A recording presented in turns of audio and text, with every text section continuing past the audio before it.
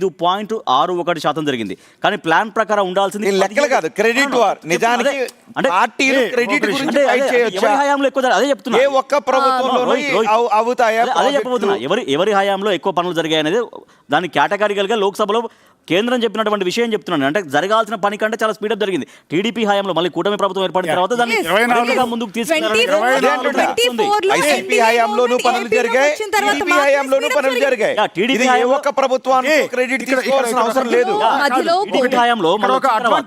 Advantage ఏంటంటే జగన్మోహన్ రెడ్డి సీఎంగా ఉన్న సందర్భంలో కేంద్రం నుంచి వచ్చిన నిధులు తక్కువ.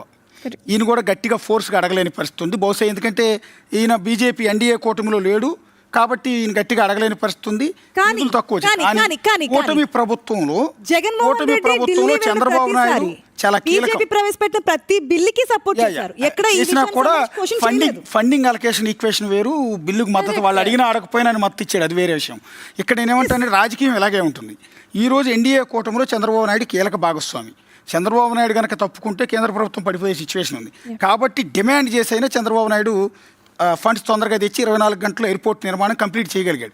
రెండో ప్లస్ పాయింట్ ఏంటంటే కేంద్ర విమానయాన శాఖ మంత్రి అదే ఉత్తరాంధ్రకు సంబంధించిన ఈ ఎయిర్పోర్ట్ పరిధిలోకి వచ్చే శ్రీకాకుళానికి సంబంధించిన ఎంపీ రామ్మోహన్ నాయుడు కావటం కూడా ఇది ఇంత ఫాస్ట్గా జరగడానికి కారణమైంది. ఇక్కడ ప్లస్ పాయింట్లు జగన్మోహన్ రెడ్డికి మైనస్ అంటే జగన్మోహన్ రెడ్డి నిజంగా ఆ రోజు ఫండింగ్ ఉంటే ఎంతకన్నా ఫాస్ట్గా చేసి ఉండేవాడు.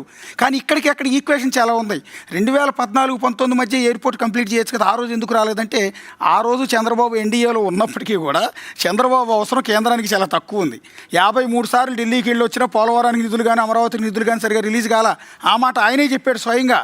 సో ఇలాంటి సందర్భంలో రాజకీయ అవసరాలు, కూటమిలో భాగస్వాములు, ఈ డిమాండ్ అండ్ సప్లై రకరకాల ఈక్వేషన్స్తో కేంద్రం నిధులు ఇచ్చి అందుకే టార్గెట్ ప్రోగ్రెస్ ఏవైతే ఉందో టార్గెట్ ప్రోగ్రెస్ వాళ్ళు పెట్టుకున్న పలానా మంత్స్ కల్లా ఇంత కంప్లీట్ చేయాలనుకుని పెట్టుకున్న తర్వాత యాక్చువల్గా టార్గెట్ ప్రోగ్రెస్ను మించి పనులు జరిగాయి కూటమి ప్రభుత్వం వచ్చిన తర్వాత అనేది చెప్పబోతున్నాను.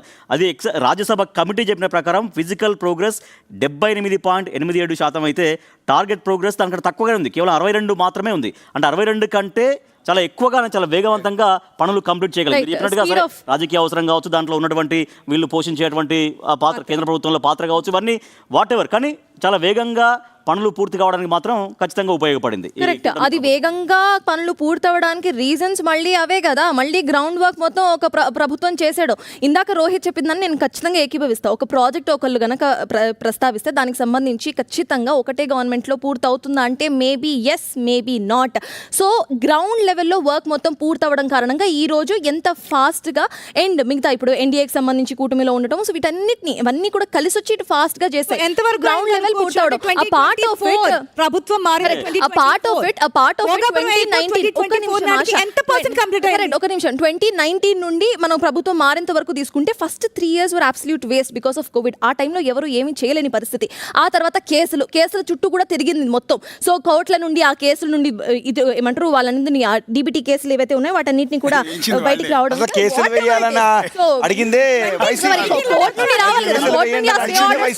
ఇక్కడ కీ పాయింట్ ఏంటంటే మీరు చెప్పిన కేసులు ఉన్నమాట నిజం. ఆ కేసులు క్లియరెన్స్ చేయడానికి జగన్మోహన్ రెడ్డి సర్కార్ చాలా ఇబ్బంది పడింది. క్లియరెన్స్ చేసింది, రైతులను ఒప్పించింది, బతిమాలింది, చాలా చేశారు. ఎక్కడ అది భోగాపురం మండలం ముజేరు, కౌలువాడ, తుడెం ఈ గ్రామాల ప్రజలు ఒక అసోసియేషన్గా ఫామ్ అయ్యి పోరాటం చేస్తే 2014-19 మధ్య వారికి మద్దతు ఇచ్చి జగన్మోహన్ రెడ్డి సర్కారే వాళ్ళ చేత కేసులు వేయించింది. ఆ కేసులు వాళ్ళు విత్డ్రా చేయించింది కూడా వైఎస్ జగన్మోహన్ రెడ్డి సర్కారే. ఇక్కడ 15,000 ఎకరాలు అనుకున్నాం మొదట, దాని జగన్మోహన్ రెడ్డి వ్యతిరేకించాడు. 15,000 ఎకరాలు ఓన్లీ ఎయిర్పోర్ట్ కోసం కాదు. యాక్చువల్లీ చాలా ఇంట్రెస్టింగ్ పాయింట్ ఏంటంటే అది కనుక ఇంప్లిమెంట్ అయితే మీరు అన్నట్టు ఎయిర్పోర్ట్కి అయితే జగన్మోహన్ రెడ్డి చెప్పినట్టు 2,300 చాలు, లేదా 2,300 కూడా అక్కడ 1,500 చాలు. కానీ చంద్రబాబు నాయుడు ఫ్యూచర్ కోసం ఆలోచించి దానిలో ఏరోట్రోపోలిస్ అంటే ఏరోట్రోపోలిస్ అంటే ఎయిర్పోర్ట్ ఆధారిత నగరం నిర్మించాలి అని. అంటే దానికి సంబంధించిన ఫ్లైట్స్కి సంబంధించిన ఇన్ఫ్రాస్ట్రక్చర్ డెవలప్ చేయటం ఇలాంటివి ఉంటాయి అనుకుంటాను బహుశా.